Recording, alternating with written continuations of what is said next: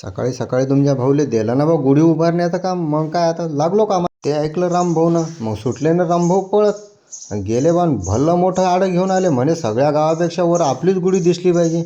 हे पाहून कांताबाई ओरडली ना बा, त्या बापानं एवढे मोठे लाकूड लावलं होतं का गुढीले. मग काय बा रामभाऊला आला गुस्सा. रामभाऊनं दिलं लाकूड फेकून. फेका बे तुमचं भनकं, तुमचं नेहमीच आहे मनासारखं तुम्ही होऊ देत नाही. मग आली ना बा शांताबाई काडी घेऊन. शांताबाई म्हणते, अरे येड्या असं लाकूड आणणं पडते. गुढीचं सगळं सामान घेतलं. कांताबाई रामभाऊ सगळे निघलो बा आम्ही वर. मग आता जाऊ म्हणलं घरावर आणि गुढी लावू.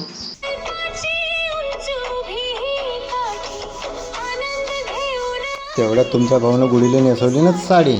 शांताबाई म्हणे आईनं झंपाराचा पीस बी द्यायला, झंपाराचा पीस बी लावायला सांगला. मग लावला ना बा झंपाराचा पीस बी. मग काय शांताबाई म्हणे हा लिंबाचा पाला बी लावू. म्हणलं या लिंबाचा पाला कशाला पाहिजे. शांताबाई म्हणे तुला काय करणं आहे बे, जेवढं सांगलं तेवढं मुकाट्यानं करायचं ना.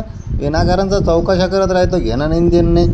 शांताबाईनं सांगलं म्हणलं होतं करावं तर लागीनच बा. मग लावला बा तो लिंबाचा पाला बी. मग दिला वरून तांब्या घालून. मग काय बा रामभाऊ बी पूजाचा थाट घेऊन आला.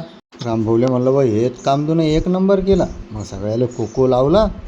मग झाली ना बा आमची पूजा चालू. 1-1.5 घंटा आम्ही पूजाच केली नुसती. मग पूजानंतर मग व्हिडिओ आणि शूटिंग आणि रील. मग काय चलो झिंगिन आणि